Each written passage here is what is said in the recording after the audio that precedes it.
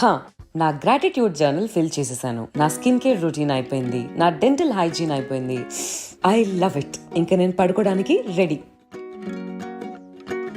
ఇప్పుడు టైం 10 అవుతుంది, అంటే పొద్దున్న నేను 6కి లేవాలి. 8 hours. ఏ ఏం చేస్తున్నావు జాను? ఎన్ని అవర్స్ పడుకోవచ్చా నేను అని కౌంట్ చేసుకుంటున్నా. అసలు ఫస్ట్ నుంచి చూస్తున్నా నిన్ను. రోజంతా నువ్వు హ్యాపీగా ఉంటావో లేదో తెలియదు కానీ పడుకునే ముందు మాత్రం ఫేస్ వెలిగిపోద్ది ఏంటో. మనకు డేలో చాలా హ్యాపీ థింగ్స్ జరుగుతాయి, సాడ్ థింగ్స్ కూడా జరుగుతాయి, కోపం తెప్పించే థింగ్స్ కూడా జరుగుతాయి, చిరాకు అనిపించే థింగ్స్ కూడా జరుగుతాయి. ఇలా రోజంతా ఏదో ఒకటి అవుతూనే ఉంటుంది. అసలు ఈ ప్రపంచంలో ఏమవుతున్నా మనకి ఏ మాత్రం సంబంధం లేకుండా చాలా పీస్ఫుల్ గా ఉండే టైం మనం పడుకునే ఈ కొద్ది టైం. దాన్ని కూడా ఎంజాయ్ చేయకపోతే ఎలా చెప్పు? అబ్బో, బతకడానికి ఫుడ్ అందరు తింటారు, కానీ కొంతమంది మాత్రమే ఆ ఫుడ్ ని ఎంజాయ్ చేస్తూ తింటారు. వాళ్ళని ఫుడీస్ అంటారు.